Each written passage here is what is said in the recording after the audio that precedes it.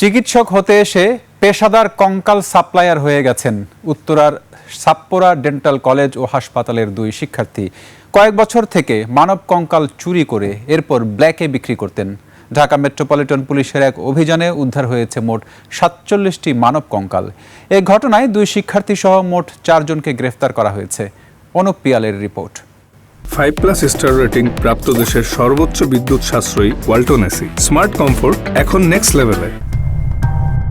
কবরস্থান, জীবনের শেষ ঠিকানা গোরস্থান। মৃত্যুর পর দেহটা অন্তত মাটির ঘরে চিরনিদ্রায় নিভৃতে নিরাপদ থাকে। কিন্তু সব গল্প এমন নয়। 1 বছর পেরোলেই 3.5 হাত মাটির ঘরে হানা দেয় একটি চক্র। রাতের গভীরে এসে এসব মরদেহ চুরি করে কিংবা সরাসরি কঙ্কাল তুলে নিয়ে যায়। কঙ্কাল তোলা থেকে শুরু করে মূল হোতার কাছে পৌঁছানো পর্যন্ত কাজ করে পুরো একটি সিন্ডিকেট। গাজীপুর, ময়মনসিংহ, শেরপুর এসব অঞ্চলের কবরস্থানগুলোই এদের নিশানায় থাকে। কবরস্থান থেকে তোলা কঙ্কাল 5 থেকে 7,000 টাকায় বিক্রি করে এই চক্রের প্রথম স্তরের সদস্যরা। আমাদের যে কবরস্থানগুলো বেশি সুরক্ষিত, সেখানে কিন্তু ওনারা এই কাজগুলো করতে পারেন না। যেগুলো হচ্ছে বিচ্ছিন্নভাবে কিছু কবরস্থান দেখা যায়, 10টা, 20টা, 50টা কবর থাকে, যেটা হচ্ছে অরক্ষিত, যেখানে পাহারাদার থাকে না, ঠিকমতো লাইটিংয়ের ব্যবস্থা থাকে না, সিসি ক্যামেরা থাকে না, লোকজনের যাতায়াত কম।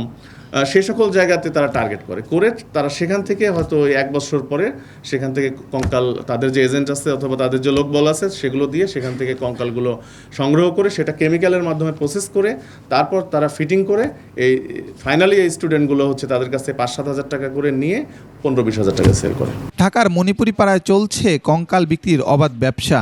এমন খবরে মাঠে নামে তেজগাঁও থানা পুলিশ। সৌমিক নামের একজন গ্রেপ্তার হলে বেরিয়ে আসে চাঞ্চল্যকর তথ্য। সৌমিকের সূত্র ধরে এ চক্রের আরও 2 জন গ্রেপ্তার হয়। এদের সবার কাছেই মিলে একটি করে মানব কঙ্কাল। তাদের জিজ্ঞাসাবাদে সামনে আসে এই চক্রের মাস্টারমাইন্ড ফয়সালের নাম, যে এতদিন ধরে ঢাকায় সাপ্পোরা ডেন্টাল মেডিকেল হোস্টেলে বসে চালিয়ে যাচ্ছিল এই কারবার। সেখানে অভিযান চালিয়ে ফয়সালকে হাতে পায় পুলিশ, আর তার রুম থেকে উদ্ধার হয় 44টি মানব কঙ্কাল। 15 থেকে 20 হাজার টাকা এসব কঙ্কাল বিক্রি করত এই চক্র। থানায় ব্যাপক জিজ্ঞাসাবাদ শুরু করার পরে এক পর্যায়ে তারা স্বীকার করলো যে তাদের এই 3টি কঙ্কালের বাহিরেও আরও অনেক কঙ্কাল রয়েছে একটি জায়গায়। ফয়সাল নামের আরেকজনকে ধরেছি এবং তার রুম থেকে আমরা 44টি কঙ্কাল পেয়েছি। এ চক্রের অন্য সদস্যদের খোঁজে অভিযান চালাচ্ছে পুলিশ। বিরুদ্ধে আমরা আইনগত ব্যবস্থা প্রক্রিয়াধীন মামলা রুজু হয়ে গিয়েছে। অনুপ পিয়াল, 21 টেলিভিশন, ঢাকা।